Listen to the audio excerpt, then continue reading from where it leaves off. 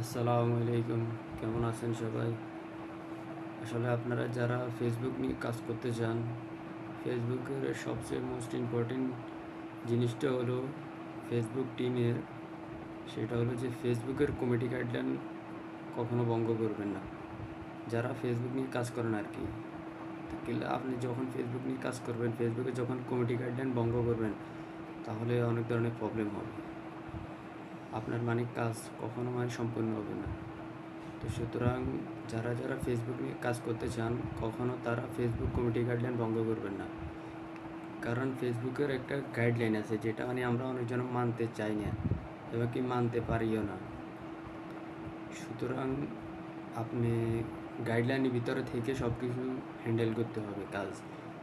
যে কোনো কাজ করেন আপনি ফেসবুকে, যে ফেসবুকের গাইডলাইন ভঙ্গ করে কোনো কাজে করতে পারবেন না। গাইডলাইন ভঙ্গ করলে তারা সাথে সাথে আপনাকে অ্যালাউ